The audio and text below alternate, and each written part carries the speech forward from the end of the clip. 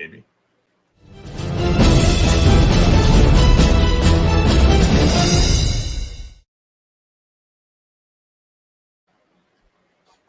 Hey, everybody. Welcome to the podcast to Glory, an Age of Sigmar podcast. Today is a special episode because we're going to have our first guest ever, Mr. Scott Reed, TO extraordinaire. How you doing, Scott? Doing great. Hello, everybody out there. First one, huh? Yeah, that first guest. Yeah, this only our 6th episode. You are our first guest, although we've got a lot lined up for the next few weeks. One of our local TOs, James Howes, is going to be with us. Yep. A couple times, and then Tom and Chris, the guys who organized the Old Town Throwdown, are going to be on with us at the end of the month to kind of talk about their experiences with that. So we're looking forward to having some more guests. But Scott was a natural to be the first TO I got to know personally. We actually got to play together first at the Wasteland Weekends in 2018. We actually got to play against each other too. Did he whip you? Did you get whipped up? I managed to win that game. I actually got second place at that tournament. So it was a really good tournament. Yeah. It was my first 2-day event. I've been to lots of 1-day events, but it was my first 2-day event. Scott is very notable at those events when he's playing because you'll be playing your game, just going along, and then all of a sudden you're like, smashing and bashing. Just shouted over the whole. It was great. Really I didn't realize that it become a key phrase, and it's important. But when I don't do it now, people go, "Wait, what happened? Why didn't you yell?" I'm like, "I was tired. It's the 5th round." All right. Yeah. So, but a lot of people are watching and probably know Scott best for being tournament organizer for a lot of events in Southern California, and specifically the SoCal Open and the LVO, doing the AOS championships at both of those events. How long have you been doing that, Scott? Since the General's Handbook dropped, actually. I did the LVO, I did the second year. Okay. So the first General's Handbook was actually done by John Bracken, who worked for GW. He came out to run it that first time. And then everyone since then in LVO I've run. But I've been running tournaments since basically just before the General's Handbook dropped. We ran a couple of just come and bring your models and roll events and stuff like that. And then we got rules and points. And you're like, hey, just try to keep it nice, keep it fair.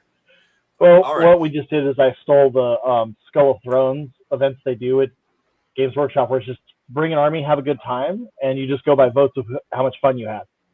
So everybody who came just brought weird armies and strange things to do. One guy brought a giant monster from Forge World, or a small goblin army. It's like you can fight one or the other, your choice. Oh, nice. It was that kind of event where you just got to come and do stuff. Excellent. It was fun. All right, cool. Well, today we're going to do a deep dive onto, some questions and answers with Scott on being a TO, but we'd like to hit the news first. And GW kind of upset our apple cart here because we were going to talk about Warhammer Plus. Got a lot to say about Warhammer Plus. But we're gonna send that off to a future episode because they dropped an FAQ this morning. So we want to talk about a few of the things that happened there. But first, let's talk about the little bit of AOS we got before that, which was one article about how they rate Griffs. But it did give us a few kind of looks at some of the rules. One, we learned that Storm Strike Chariots will get impact hits, kind of like Ogre Monsters. You roll dice equal to the unmodified charge roll, and on 4+, you cause mortal wounds. We also found out that it's something I'm excited about because I do play Stormcast. Ride the Winds Etheric is changing to a teleport.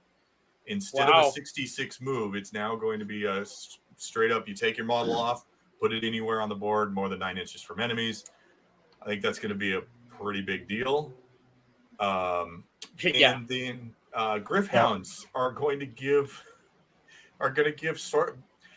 leaning into the Sigmarines. We're going to get Auspex skin from Griffhounds, basically. If enemy is set up within 12 inches of a Griffhound unit, then up to 3 Stormcast units wholly within 12 inches can shoot at that unit that triggered the warning cry. from the Griffhounds. So very interesting. I don't know that that's going to justify the 150, 160 point cost for 6 Griffhounds, but somebody might take it. Well, the ones that come for free with certain characters.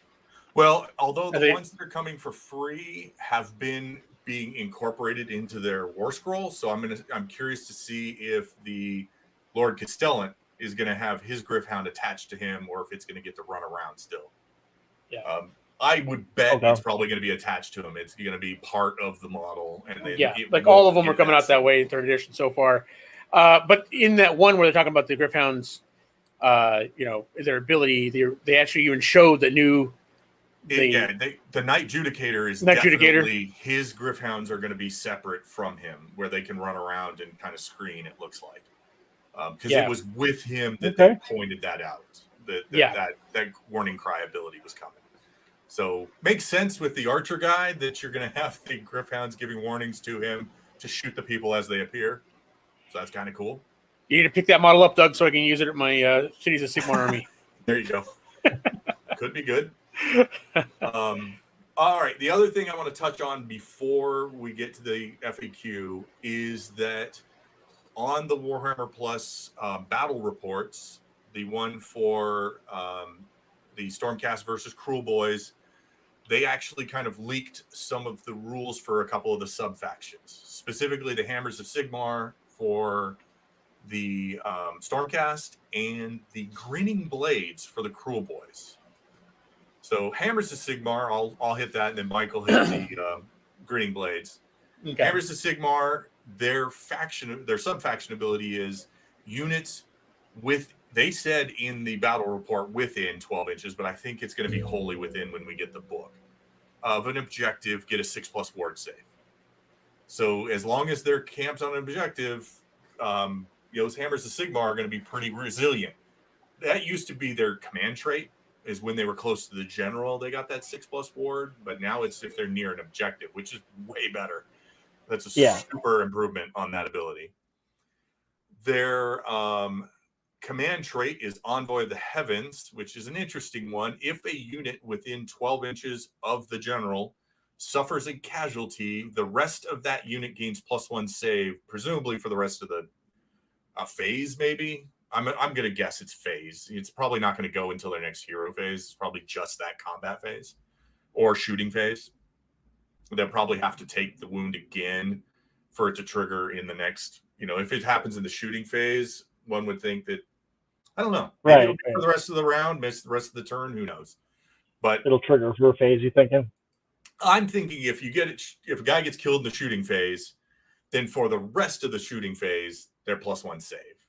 It would be pretty powerful if it was, hey, somebody died in the shooting phase. For the rest of the turn or the rest of the round, they are +1 to save. That would be pretty good. I mean, maybe that's the direction they're going. They want to really elevate their power.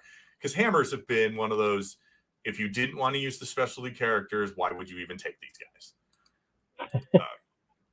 And mostly people took them so they could take the guy who gives +3 inches to the charge as a command ability, who's Gavriel Sherhart. That was most people. If you wanted to play Gavriel, you played that. Otherwise, why would you take Hammers of Sigmar? Their artifact is the Hammer of Might, which is 6 to wound, costs double damage. Probably kind of cool, not super impactful because most of the characters you've given it to are getting 4 attacks. Only 3 of those are probably getting in, so it's only like a 50-50 chance that you're ever going to trigger that. So, yeah, Gavriel Sherhart was the reason you took Hammers of Sigmar before, because you wanted to get those. You wanted to drop guys right in front and then get the +3 to charge. And now with the Lord Imperator, dropping people within 7, then Gavriel adding 3 to the charge, you are assured a charge there because they get to reroll as well. So pretty powerful. But Mike, why don't you go ahead and hit the Cruel Boys, the Grinning Blades. All right, the Grinning Blades, new faction. They got an ability Out of the Mist, which is really cool. I mean, when the first battle round, Grinning Blades units are not visible to enemies more than 12 inches away, so they can't be fired on first round. Yeah. So that's more powerful in the shooting meta. Yeah, exactly. With the shooting in third edition, definitely nice. They have a command trait, greatly named command trait, Slippery Scumbag. That's just awesome right there. It allows the hero to retreat and charge in the same turn. So he can jump out of one combat and charge into another, which... I have a feeling that's going to be really good on maybe the guy on the Vulture, being able to do impact hits maybe, or the dude riding the troll, the Troggoth. Yeah. If any of those trolls do impact hits or anything like that, then that could be really good. Yeah, it'd be nice. And the artifact that they showed off was Spiker Seeds. So once per battle, when an enemy unit finishes a charge within 6 inches of him, you can throw the seeds and roll a die for each model in the charging unit. On a 5+, the unit takes a mortal wound. So, Caltrops. We got Caltrops. We got Slippery Scumbag ability, and then Out of the Mist. 2 of these, they're only used once per battle, obviously. You only use Slippery Scumbag once, and then obviously the Out of the Mist is only in the first round. But just from the few tournaments we've been to with 3rd edition, not being able to shoot at you in the first round, that's going to be big. It'd be pretty big. Yeah. Yeah. Hopefully allow you to get into the enemy before your whole force is decimated. Yeah. But okay. Yeah. So those are really, they're really dribbling out the rules and the stuff about the, I don't know that we mentioned this last week. They did confirm that the Cruel Boys book, or the Orc War Clans, and the Stormcast Eternals are not coming out until September, which is obvious at this point since it's not actually they said tomorrow. They didn't even say they're coming out in September. They said they're guaranteed to be up for pre-order in September. So it could be the last weekend of the month, and it could be a 2-week pre-order and not get them until middle of October. Yeah. So who knows where? Don't say that out loud. October. Oh man, with my plans for SoCal Open in tatters. Huge bummer. I mean, I understand. I'm not going to give GW crap about this because everybody's supply chains have been really screwed up. One of the things we were going to talk about as well here, but kind of got lost on the wayside, was Mike found some articles about how much shipping costs are increasing for game stores and game companies. Just ridiculous. The global shipping costs are going up so much that it's making a lot of, especially smaller games, game companies. It's just, you're going to see 100% increase in the price of things because it costs them so much more to ship. Delays and price increases, and some of the smaller companies that just Kickstarted stuff. So they just Kickstarted something, right? They base that Kickstarter, a year out based on shipping costs then, right? And then by the time they get funded and manufacturing gets through, and now they've tripled the shipping costs. And some of those are in a slim margin as they are, right? So, it's rough out there. Yep. So can't really, it's disappointing, but can't fault GW too much. I wish they would say a little more, because they have there's a built-in excuse. Just say, hey, this was the plan. Global shipping being what it is, we had to prioritize one thing over another. That's what's going on. This is when it's going to be approximate. But, but anyways, let's go ahead and move on to talking about the FAQ. And Mike and I are probably going to do a more deep dive into this, but I want to hit what we think are some of the highlights. And Scott, as a TO, I'm going to throw it your direction. What did you see from being a TO? What do you think is one of the most significant changes that's coming here?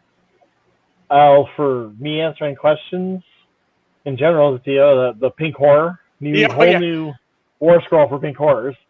That's for Zench players. They cleared up how that's going to work. No, it'll be, you still have a boatload of wounds in that unit. It's still going to stand there a while. But some of the hinky stuff just isn't going to happen anymore. The banner's been changed. And when you field, or when you write the unit out, so when you write it for an event, you have to decide, do they get more horrors or are they going to get revenge? Yeah. That's cool. I like that they did that. It's like you either blow up or you change. You can't do either or, Yep. Can't blow up and make more.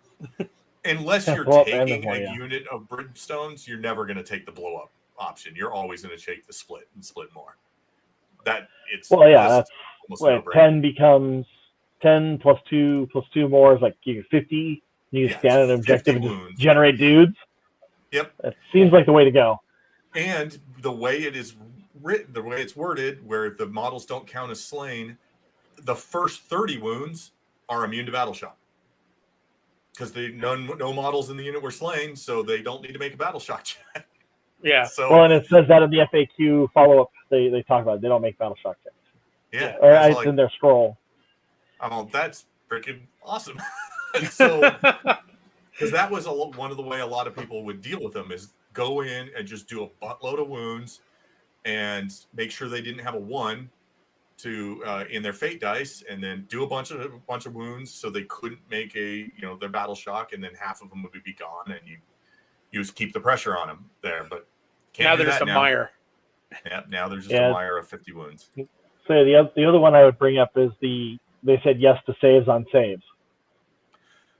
Yeah. If you have a save that's considered a ward type save, but it happens before it gets allocated, and then they have one that gets saved when it gets allocated, they can roll twice. Like, that takes so much time at the table. Yeah. And makes things way more resilient. I like things dying. Right. It makes games faster. It makes you feel useful.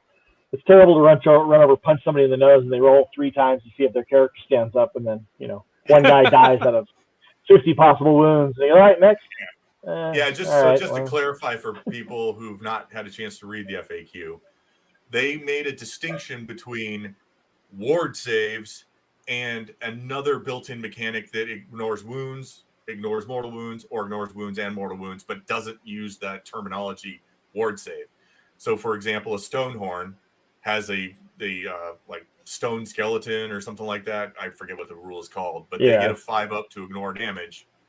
That's different from a ward save. So if you give them the Amulet of Destiny, now they have a 5 up to ignore wounds, and then a 5 up ward save after they make their armor save, if that's applicable. So, man, I think we're going to see Beastclaw Raiders do even better than they've been doing, and they've been pretty good to this point. So it'll be interesting. I didn't read the Magakin. Does that affect the Nurgle? Yes. Disgustingly resilient. Disgustingly resilient is separate from ward saves. Yeah. So they separate it into pieces, and the example was, if you get one before allocation, you can take that, and then you get one after allocation. That's different. You can take that one also. So that's kind of their written description. So it's, for example, although they did kind of muddy this one, it looks like this was another one that they cleared up, was Bodyguards. If you can shuffle off wounds to Bodyguards, the way they answered this question was very problematic for me. I had to read it 3 times. The question was asked, if you have units with this kind of bodyguard rule, can you roll a ward save before or after? And their answer was no. You take the bodyguard roll instead, which means that if you have a character who, say, on a 2-up, shuffles wounds off to other people. Now, this is as written, the way they answered it, super vague, which I think needs clarification. Say I have a Cathalar who has Blade Lords next to her.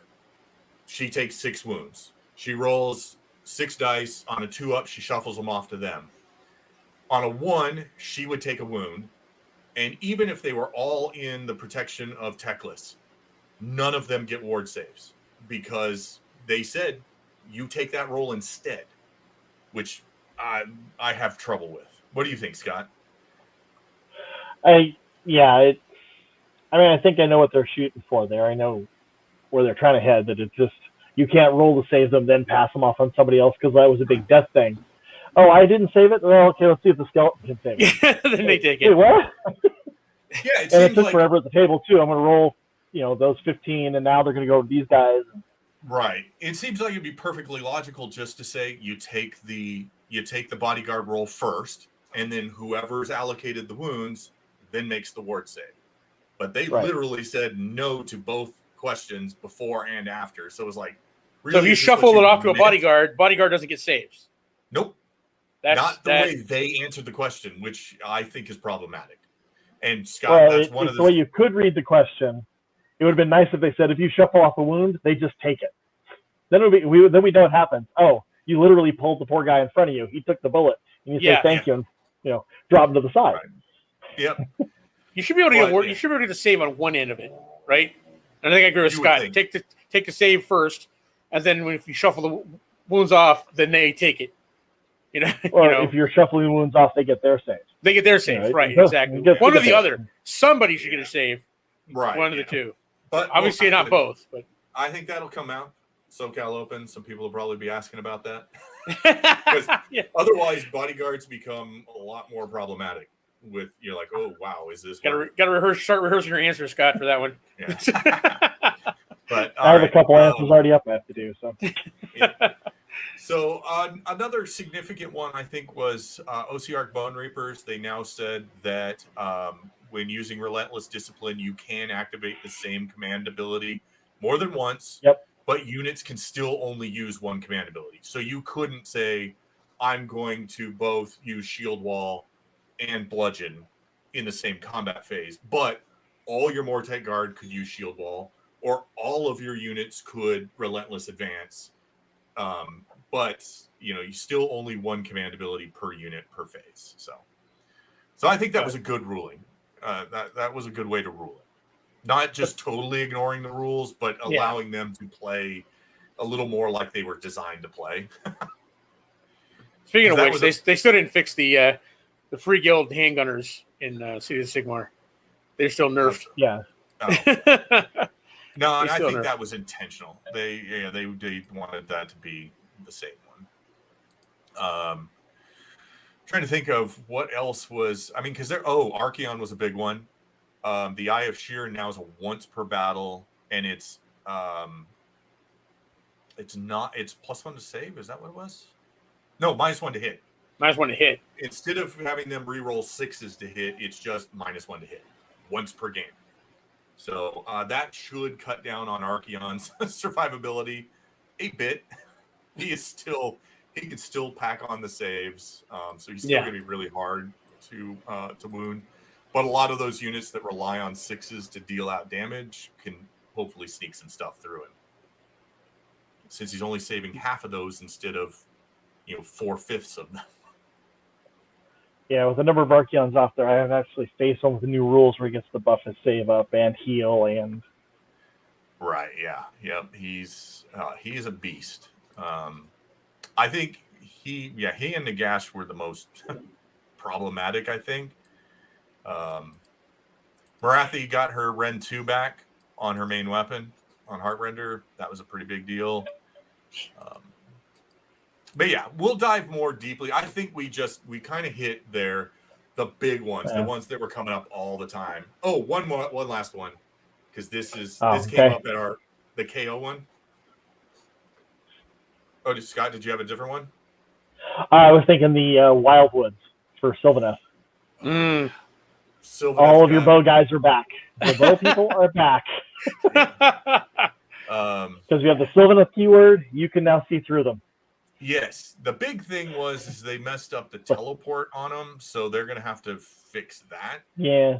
Because the FAQ removed the teleport ability to put it in from all of the units to put it into the woods, but then left it off the woods in this new rewrite. So I don't know if that was an oversight, because obviously you can't just take away a faction ability. That's a pretty big deal. Right. I think their intention was probably to go back to it's a faction ability. It's in the units, in the army. It's not part of the woods, but they didn't reverse the stuff that they changed to make it on the woods war scroll. So we're going to have to see on that. That might be an emergency fix that has to come out. Or, again, a lot of Sylvaneth players are going to be hounding you, Scott, for rulings on that. Like, wait, I can't teleport at all anymore now? So. And the KO one I was going to talk. Yeah, no teleport for you. Which would be a big blow to Sylvaneth. That's they took it away from Sylvaneth and gave it to Stormcast. Yeah, like there you go. Stormcast needed the help. They were struggling. Yeah. Now, KO, they clarified now you can use the alpha Beast Pack move, their pregame move, to fly high. So I know that specifically the tournament with the Old Town Throwdown, they let them do that. They just clarified, and this didn't really clarify, that hooking can't take place then because it's not within the normal turn sequencing, because I think hooking takes place at the end of the movement phase or at the beginning of the movement phase or something like that, and this would happen outside of the movement phase, so you couldn't hook onto the boats, if that makes sense. Yeah. But anyways, I don't play them that much. So. Yeah, I didn't get a chance to play against anybody who was playing KO at this tournament, but there were a lot. At the Old Town Throwdown, there were 5 KO players, I believe. It was the second or third most popular faction there, surprisingly. But and it took second place with Jeremy. Jeremy Bessier got second place with them. So, I mean, he's a super good player. So you could probably just about any army he took, he would have done well with. But the fact that everybody was kind of writing off KO, putting them, they're in such a bad place right now, they did fairly well. So. Yeah, they took NashCon, top place at NashCon. So there you go. They were. I don't think they're out of it. Yeah, no, I don't. There are only a few, and that was going to be before Scott confirmed he could be here today. One of the things we were throwing around as an idea, so it may be what we do next week is armies that really don't play 3rd edition. Either they're just so bad or their rules kind of contradict or don't play well with the new 3rd edition rules. But we'll talk about that. Basically, we're trying to talk our buddy Dan into not taking his Night Hunt to SoCal Open. So we're just sad because he just finished painting the whole thing. He's like, I got it done. I'm like, third edition comes and slaps him in the face. Sorry, you went from the box set of the 2nd edition to relegated to last place in third. Back of the bus. Of the bus. Second to last place. I don't think anybody's going to dethrone Beast of Chaos. True. Beast of Chaos. Yeah. Hey, man, the FAQ. Well, no, it didn't do anything. No, it literally. Well, it did 2 things, but yeah, we won't. What's sad is the rule set in 3rd edition that favors monsters does nothing for the one army that has the most monsters in it. So sad. But all right, let's go ahead and move into our deep dive, which is basically we want to look at 3rd edition and the General's Handbook 2021 from a TO's perspective. So we gave Hope Scott you got one. You got a perspective? No, TO. TO. We got a TO. Yes, we do. Okay. Let's hit this up. You got to fill in for it. Here we go, Scott. First off, what are your general opinions of AOS 3, both as a player and as a TO? In both respects, it's probably they've done the most cleaning up in this edition. Each one's gotten a little better. Mm-hmm. The last one was kind of a cleanup and muddy at the same time, which was disappointing. They all of the terrain stuff that was, my Maw Crusher runs across a volcano and dies, went away till he just takes some damage. Oh, that's great. And then they added this whole other group of them that everybody else wanted to use because I could heal or get command points and all sorts of other crazy things. Mm-hmm. So they fixed these and then added new ones. And then they give us realms to wrestle with, use them or don't use them. Right. This outlay, I think everything's usable as is. You might want to not go into a realm, but I literally ran the Lone Star Open. Just here's the pack. Here's what they want us to do. I'll just do that, and worked out just fine. I didn't really feel any problems with that. I mean, there are good arguments for not using parts of it, but I don't think any of it wrecks things or makes them more complicated than needed. Okay. Yeah, that's what we're wondering if there was any kind of unique challenges with coming along with 3rd edition. Not in a lot of ways. Our armies aren't up to snuff yet. There's just some of them where you had to use the same command ability several times. Now I can't, kind of thing. Yeah. Or they had a special ability that no longer really functions the same. So as they get cleaned up, that'll be better. But that's going to happen any rewrite. All the books that are left behind, they'll have 1 or 2 things that are just a problem. Okay. Yeah. So, but as a TO, has AOS 3 offered you any unique challenges? Anything you've kind of like, ooh, how am I going to handle this? No, the pink horrors were a thing because Okay. they were pretty vague when they put those out. But the battalions and how everybody fits into them, the biggest thing I had to answer for Lone Star, which they've since fixed, was Gargants. I had to keep telling people, no, they don't fit in anything but the battalion, and then you have to use the baby giants because they count as only battle line, and then you have to put 2 groups of baby giants, and you can field the battalion. And I got a lot of pushback. Oh, is that really what it's supposed to? Yeah, unfortunately, it says, battle line, not leader, or leader, not any, Yeah. So they're all very exclusive in their placement. There's only one you could use, but they since fixed that. And everybody complaining about that, it doesn't make sense. Like, oh, now they're coming out one specifically for factions. Well, Gargants had one choice. Right. Yeah. And I know we talked about this actually last week. I don't think this is going to be a problem as long as they don't give rewards that are out of line with the rewards that are given now. Right. And it allows people to play the army the way the army is supposed to be played. If you play a faction that is supposed to be like doesn't use very many heroes, just fields tons of troops, well, then let's give some people ways to play around with that, where they only need one hero to fill out this this battalion or this core battalion or whatever. So I'm fine with that. Yeah, they gotta fix problems, not add more, because otherwise doing away with all the core battalions, or actually just going down just 2 core battalions, is getting rid of the War Scroll ones. It's no good. I mean, the whole reason they did that is to, because they started getting wild with them. Yeah. And well, you had clear winners. Yeah, you always had clear winners. That was the problem. Yeah. There are books like, well, this is a great looking group, but obviously I want this battalion because it gives me everything I need. That one's interesting, but it doesn't even hold a candle to this one. So I'm gonna. The only people I feel sorry for is the people that got brand new cool battalions in the Kragnos book, and then less than 30 days later. Yeah. Nope. Yeah. Well, play narrative. Yeah. There you go. Use them all. Now, you brought up that you just ran the Lone Star. How did the length of games play out there? Was 2 hours and 45 minutes enough time to play? I was concerned the first few rounds with that because it's something I went back and forth on. How much time do I give everyone to play? It's a new set of rules. There's, it's possible that all this interaction between players will take more time. Mm-hmm.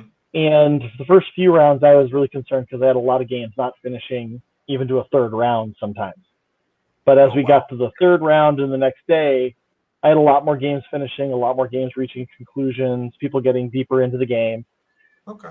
And I mean, we may have to push it out to 3, but that makes a long day. 3-hour rounds in a day. That's 9 hours of playing. And then you got to get lunch in there somewhere, so it's a 10-hour day. You put breaks in. Doug's just hoping to finish a game. His slow rolling Lumineth over there, going all 5 rounds. I have literally, I have only finished like one. Let's say if I did not clearly trounce my opponent, I've not finished a game without talking out the last round. Yeah, and that's rarely a problem for me. With Iron Jaws, usually I can get playing fast enough, get in there, and either I know I'm going to win or it's pretty much a foregone conclusion I'm losing. It's either I punched you hard enough and it's done, or I haven't, and it's just a slow grind. You just removing greens from the table until they're gone. Although I found I had a very interesting game at a 3-round tournament where I lost Techless in turn 2, and it still went all 5 rounds, and it was only like a 1-point game. So there is still play, even if it looks like you're getting crushed. You can play towards the objectives, play towards the battle tactics, and still do okay. So that's one of the things I've learned playing in a few tournaments here is that there's, even it takes a real blowout one way or the other for it to just be, oh, it's over. Right. I used to never finish a game or never go all 5 rounds with my Sons of Bahamut, and all 3 rounds in this last tournament went the full distance, and they were all within, 1 or 2 points, right? I mean, that last one came down to not having a battle tactic for for the last turn. But yeah. Yeah. Can you guys hear me? Yep. Yeah. Yep. Yeah. For some reason, the headset just kicked out and the mic and everything went away, and then I started hearing you from my computer. So. Oh, interesting. That's all right. I'm alone in the room, so we're fine. I'm used to Yeah. using the headset to cut down on. Right. External noise. Yeah. All right. Yeah, as long as you can hear us, that's Well, and it's not reverberating because it's using the right mic. Sometimes Okay. you'll switch over to a different mic, and then there's this. Feedback. Yeah, you get a feedback loop. Yeah. Well, and you stumbled on the other thing I am a little concerned about at events, and that's ties. Games can be fairly close, and you can push back and forth a lot. I see a lot more ties possible, and saw more of them at the event than I had seen in the past. Normally, I mean, in LVO last year, I think there was one tie game, period, out of all those people rolling dice. Because it's just really hard to tie everything to the number. Right.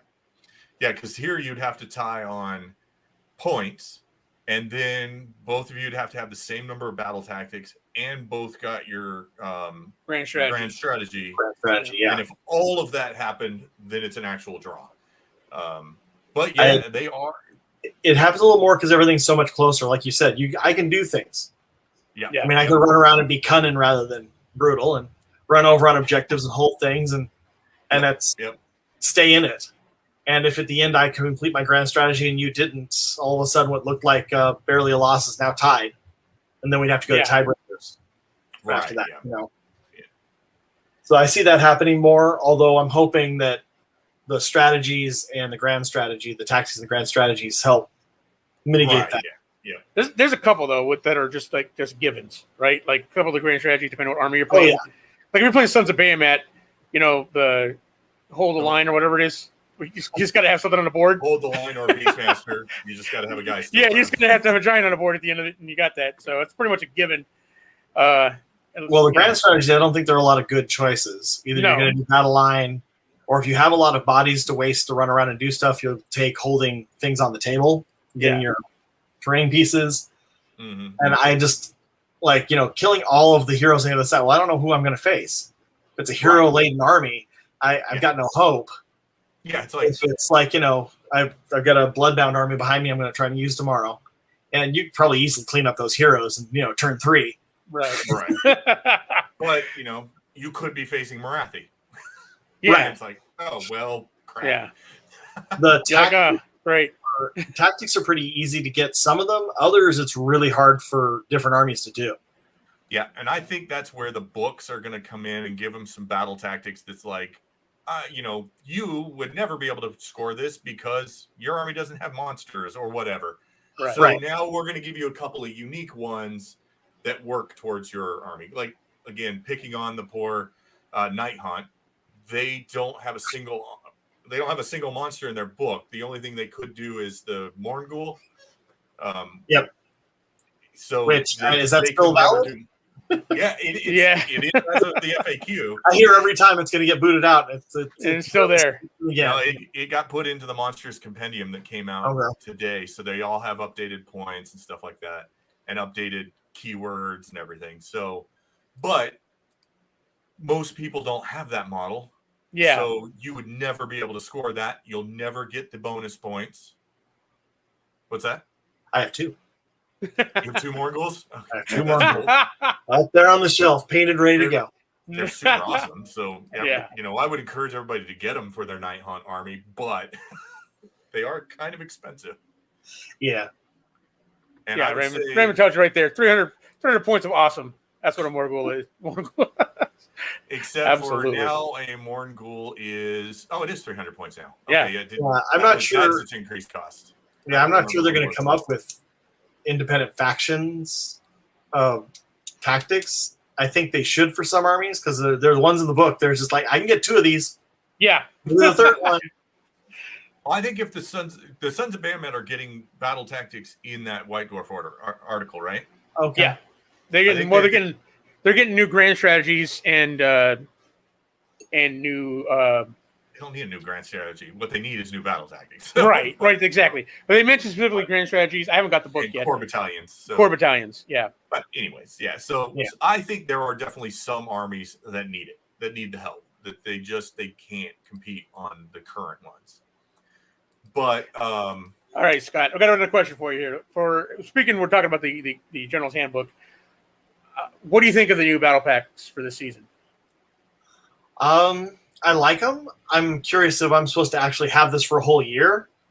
Yeah. Because, I mean, depending on how many events you go to, if you're a guy who goes to 2 or 3 events all year long, then that's fine. Right. If you go to all of them. Sometimes show up to, I do LVO. I've flown out to several events, and there are some of the same guys at these events over and over again. I'm thinking by the 3rd time you've done this, you're like, okay, something new. The 4th time, you definitely want something different. Yeah. So I'm curious if we're going to update these quicker than a year, or if this is the whole year. Yeah, if seasons are a year, that is an issue. I think I know why they started off with this specific battle pack for GHB 2021. They want to encourage people to get into monsters, and they wanted monsters. I've gone to these events. You talk to a lot of these writers who do this stuff, and that's actually, we talk about going to different events. That's one thing Adepticon's great for. You're all trapped in one hotel. Yeah. Yep. You head down to the bar after hours. The people who, are writers of these games and have done these things. And for them, it's always real cool. So I'm sure they're like, oh, monsters. We're going to do this whole thing of beasts. It'll all be about monsters. So, they lean into that. They want people to play the monsters, but it's always about rule of cool. And I'm sure they came up with this theme and then just ran with it. Right. That's kind of just how they think, as they're sitting at the table talking with them. That's just how their brain clicks, like we would do. I just want a cool thing to do, and there are rules. Pick up rules to go with this cool thing. And, how do you think those rules worked? Having run a big tournament with them. I used for my separators. I used the whole tactics and grand strategy overall. Mm-hmm. So when they put in a score, I broke it up in such a way that I knew how many completed grand strategies to separate them by, how many completed tactics, and then their overall scores. Mm-hmm. So that way, even for the whole tournament, I just used their breakdown to separate everybody. Because a lot of the frontline events that they run, it's always best generals, the top score, top trophy. Your first place paint would be your next trophy, and then your Renaissance, which is a combination of the two. So they don't do tiebreakers for paint or Sportsmanship. Thank you. Sportsmanship stuff. And the only thing I put in for Renaissance Man was if you have a yellow card, you can't get Renaissance Man. And of course, to get a yellow card, I'd have to show up to your table a couple times, talk to you, right? And you're still doing hinky things. I've handed out so few of those. It's just kind of one of the. Yeah, this isn't 40K. Yeah, this isn't 40K. We're a lot. I'm not going to 40K. That's different. Yellow cards fly for 40K. Age of Sigmar players tend to be a little. There's an event in Texas, and we're on the AOS side of the room, and there's 40K on the other side. And every time the guy gets on the mic, he sounds like he's talking to children. And I'm like, I don't know if the players need that or if this guy's strategy to talk. It was just the weirdest. You will not do this. You will not do that. Please stop it. And we're all like looking at each other going, what's going on over there? Yeah, what's going on? AOS players tend to be a little more civilized. Yeah. It's like, we'll roll it out. And if I win the roll and get what I want, we'll get a beer, and then we'll keep playing. It's fine. Yeah. Okay, good. Let's do this. All right, you won. You buy the beers and you get the roll, Yeah. AOS players are the ones more likely to be drunk while they're playing. Yeah, true. Yep. They don't take it quite as seriously. So, but anyways. The overall GHB 2021, I like it. I like the way it's organized. It gave me a clear way to separate people. Like I said, I could just separate them by the tactics and the rather than collect kill points, which is always it's a terrible separator because some armies kill and some armies don't. Yeah. Nurgle's strategy generally for years has been, I have bodies that won't go away. I'm going to stand here and score. Yep. Yeah. Well, winning a tie by how many things you killed is almost never going to work for them. Right. Yeah. But it's perfectly valid strategy to stand there. Yeah. Now I noticed this book. I love the layout. I love that you've got the spiral bound. You can flip open. Yeah. In this particular one, there's a lot of space taken up by endless spells. So I could see we don't need to redefine them. The new edition, this new edition, we need to redefine endless spells. So we need someplace for them. But in future, you could probably put 2 different realms in here. You go, this season we're going to play in this realm or this realm. The tournament will be all in this realm or all in this realm, and it gives you 2 different choices. So this tournament you go to, they're in Gur, and then they're in Shaman, or whatever. Right. Or you could see something along the lines where in 40K they put out those little what is it called? The Crusade rules. They have different Crusade seasons or whatever. It's like, oh, this one's in this location, and this one's between Nurgle and whoever, and this one's between the Necrons and whoever. So I could see them doing that to mix up the seasons more than once a year, because these are pretty. If it were just this book, not the whole General's Handbook, you probably could charge $30 for this and go, here's the new season, right? And do that a couple times a year. Well, and I think that would be well worth a $20, $30 buy-in point to just have some choices. And right. Well, I think they did a really good job keeping it all together, giving Gur some rather specific and direct abilities, spells, things you could do. Correct. Yeah, and they made a point of this is a specific area of Gur. So you could theoretically, there's another area of Gur where the objectives don't get eaten. And, it's more about how many people you kill than whether you had a monster there or not. They've left themselves a lot of room to play with to really kind of tweak, this is how this season's working. This is how this season's working. So it'd be interesting. Well, I think that's kind of what they need to do if they want to clean up events or stuff, because you don't want a whole lot of rules for people to remember. You don't want, and the way they cleaned up the spells was good too, because I didn't like being in one realm for a whole event, because that means if you know what the realm is, you're going to take certain spells that got buffed for the whole thing. I saw that at events where, we had realm A on day 1 and realm B on day 2, and I saw a lot of endless spells that either triggered one or the other specifically, and I didn't see the others that didn't get the bonus. We have to do where the swords are awesome, so you got swords today, I see, Yeah. All right, Doug, you want to explain comps for this next question? Yeah. Okay. Yeah, let's talk about comps. So, comps are when TOs make changes to the rules or make rulings on things that aren't clear from GW. They happen all the time at pretty much every tournament you go to. So I'm not saying they're a bad thing, but what are your thoughts on comps that are kind of extreme? Like, hey, no unique characters, or we're going to change how this thing specifically works because I think it's broken and GW hasn't commented on it. Well, they don't have to nerf pink horrors anymore. So. Yeah, they don't. That's one we got. Well, I'm not a big fan of anything that changes things too much. If you have to answer a question to move forward, because I remember for SoCal, I did have to answer a question about a unit, and they didn't clear it up. I said, okay, this is how it's going to work because I don't have a ruling. If they give me one before the event, it'll supersede what I've told you, and then I posted it in the event so everyone knew it was coming.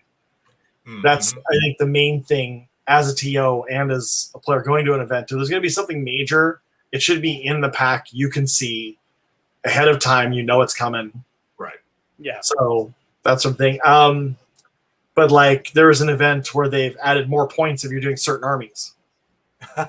And I'm like that.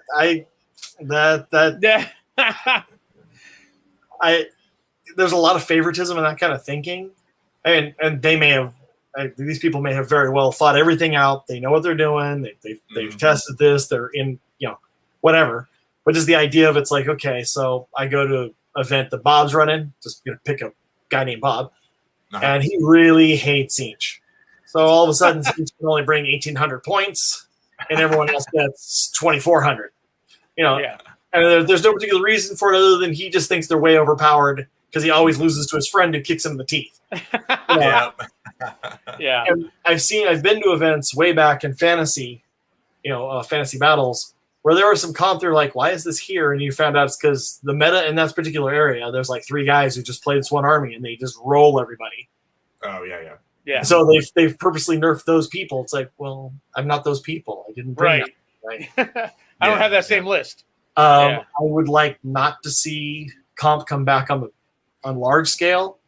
Answering questions that GW didn't answer, or clearing up things when you have to. For like, I ran a doubles. I have to come up with some special rules of how doubles is going to work. You don't have a set for them. I need to do that. Or we're going to do a team event at LVO. So how's this team event going to work? How are you going to match up with everybody? How is that going to, how are you going to play around? I need to do that.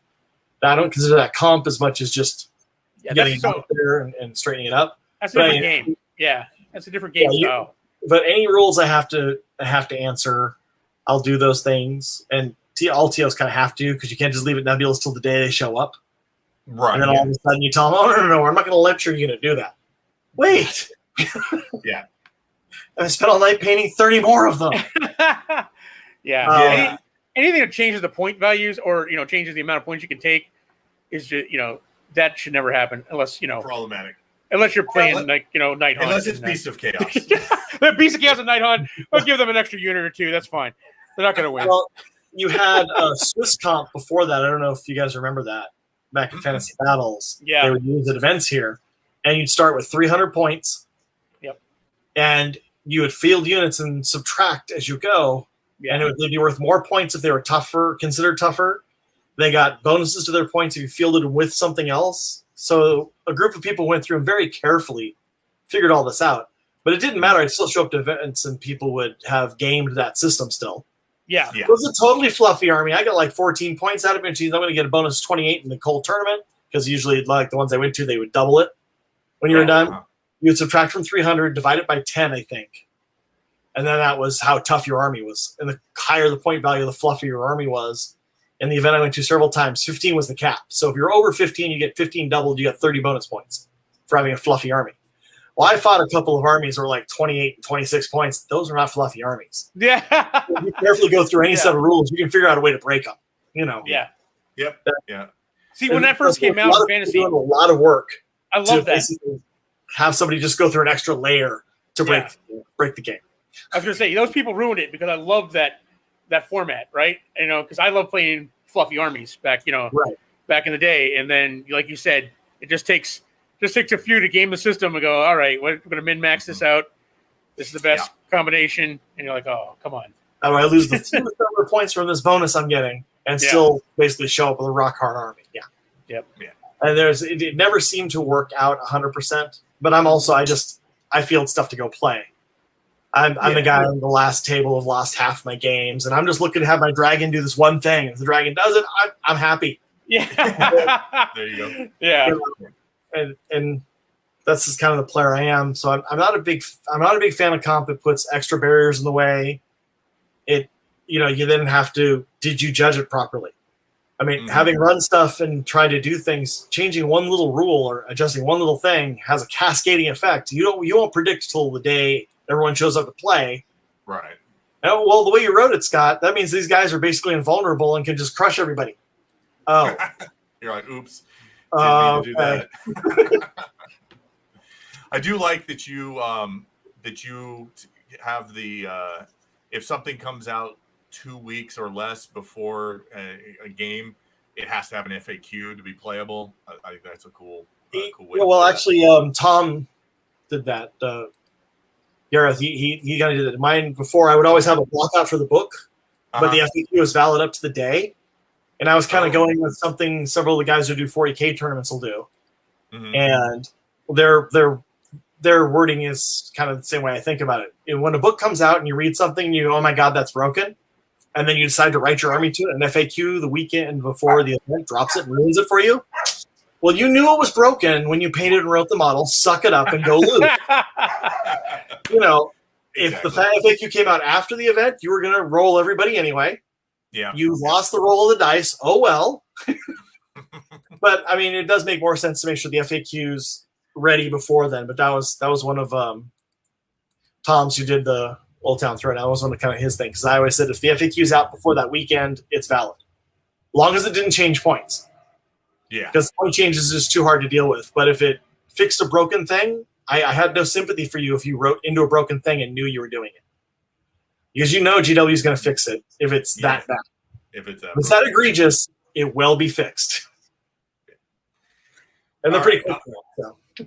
Are there any battle plans from the GHB 2021 that you think should be avoided in competitive play or like tournament play?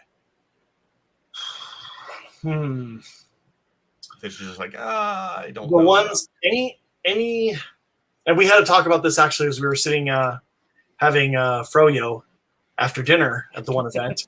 Oh yeah. Any battle plan that specifically takes away an army's ability. Oh yeah.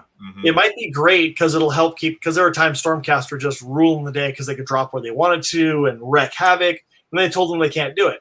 Well, as a TO, you might go, oh, that's great. It'll stop those players from doing that, and they have other tools. They'll be fine. And there are times where that was true, and there are times where that was not true for the same army, Stormcast. There were times where like, I could take that away, and they're still going to have a great day. There are other times, well, if I take that away, they don't stand a chance.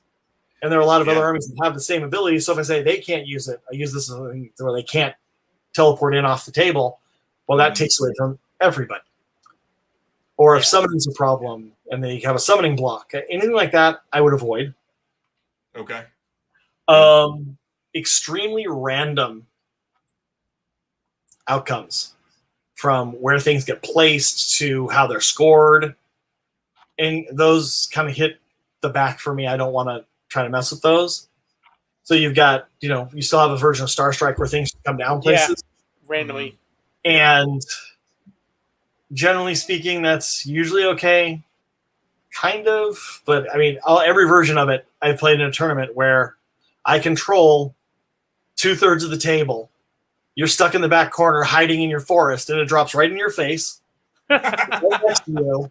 And I'm like, okay, I have Stormcast on the other side of the table, and I have to walk my happy self over there. Yeah. Get these away, even though I maneuvered myself to control most of the board. This should be an easy win for me, and I absolutely lose. Yeah. And a lot of guys I've seen are just, and they have a few like that where the scores are off. I would avoid anything that requires too much thinking. I would avoid for your first round and your fourth round. And the last round, you got to be. Well, no, fifth round, you've woken up. You got back in it. Hangover. Plus, at this point, you are separating the top tables from everybody else is just there to roll dice. Mm-hmm. You got a very small group that's really going to care a lot and push hard on that and read all the rules. Yeah. To make sure they score. Rest are having hair of the dog and having fun on the table. The rest of them have lost enough. They're not getting anywhere. They go, oh, we misscored this. Well, how would this have worked out? They're fine. Yeah. Anything that makes you think too much, avoid those your first round and your fourth round. Mm-hmm. I think the one battle plan that I found kind of weird, and like I believe we played it at the Old Town Throwdown. I kind of wish they hadn't. Was the one? Oh no, maybe it was at the other tournament. The one-day tournament we went to. The one with the weird scoring. It's like they went back to AOS 2 scoring, where it's like the one in my territory is worth 1, the one in the middle is worth 2, and the one on your side is worth 4. It totally breaks the new scoring. Everybody's kind of in this, like, it's hold 1, hold 2, hold more, and then suddenly you throw this wrench in where it's like, nope, scoring's totally different in this. Like, oh crap, well, this is weird. Yeah. I'm okay with that one. That one's not bad. It's fairly straightforward, but ones where like I can't score it this turn. I have to keep track of, did I score it next turn? Did I hold it? Yeah, the one you have to hold it 2 rounds. That's a lot of thinking, and don't do that the first round. Yeah. Well, there's also I took it on your turn, or I took it on my turn, but then you get to go twice, so you took it back, and then you got to go again, so you got to score it when I had it, and now if it comes back to my turn and I take it back, now I got to wait again. Yeah, well, I'm not sure you have to. Does it have to be consecutive? I think you just have to. It has to be your 2 of your turns in a row. So if you get double turned, now suddenly you're put in a position where unless you get the double turn back, you could go 3 rounds without having the chance to have it for 2 rounds in a row. The big confusion with the 1 point for yours, 2 points in the middle, and 4 for the other side was that you only scored 2 points for holding 1 in the middle. You didn't score 2 for each. Yeah. And that was when I had to go around and make sure everybody knew when they were playing. Right. Because, like, especially the Gargan players, like, you don't want to kick that one. Yeah. Until it's in jeopardy. Why? Here's another one. You can't score it if you kick it in the middle. You can only score 1 2-pointer, and that's it. You're done. Yeah, if you kick the one out of your territory, you can no longer score 1 point on it. It's a middle objective, and you can only score one of those. You can hold more, but you don't get the points for yeah, I'm not sure why they kept that one as it was. And it's weird. And didn't do what they've done with some of the other ones where it's like, well, you know, I score 1 if I hold 1, 2 if I hold 2 or more, and then, you know, if a bonus point if I score the 1 in their territory. Yeah, that would still fit their other plan. Right. And 4 points when you can only score 2 in the middle. Getting the other objective is huge in that mission now. I've played it a couple of times, and if I can get it for just even 1 turn and stop you from doing the same to me, you can't come back from that. 4 points to 3. Yeah, it's a huge. I hold mine. I hold 1 in the middle, and I hold that one. I got 7 points this turn. Oh, good luck. You know. Yep. Because you're only going to score 3 going forward. Because I'm going to make sure you don't get mine. Yeah, if somebody screws that up and doesn't protect their home objective, it's a big deal. Yep. Yeah. All right. We are at the end of the question, so I do want to throw out. Is there anything else in AOS 3 that you really just want to shout out because you're like, I love this part of 3, and I really want to tout it? You know, I really enjoy all of what they've done with 3 overall. Yeah. It's clearer. Most of the questions I had to answer are kind of easy. There are very few holes. Last time there was a new edition, I spent a lot of time for that particular SoCal Open, going through and trying to answer questions and figure stuff out, and you know, because there's just a lot of stuff. This one they cleaned up. They've given you 1 place to go fight in 1 realm, 1 set of rules. You can toss the book out and just use the General's Handbook, or not General's Handbook, the main core book instead if you don't want to. And you've got plenty of choices. I like what they're doing. I hope they keep doing it. Cool. Well, that brings us to the end of the show, folks. I do want to plug the next event that Scott is running, the big event, the SoCal Open. That is October 23rd and 24th. And we're going to be there, guys. We will be there, and they still have tickets available. So go sign up. A 2-day event is amazing, tons of fun, and Scott is a great TO. So thank you so much, sir. And if you're gonna go there, guys, come by and see us. We'll have some Grizzled Geek stickers. Yeah. That. So they've got and Las Vegas Open will be huge. Hopefully that nothing gets in the way of that. It'll be the biggest event for the year, probably. Yeah, and finishes out the season, so that's always a lot of fun. Yeah. But yeah, thanks so much Open. for coming on the show, sir. Thank you for having me. Yeah, you guys, thanks for tuning in or watching the show back at a later time. You can check the description down below for some links on how to support us. But otherwise, we will see you again next week, 7:30. Thanks, everybody. Bye. Bye.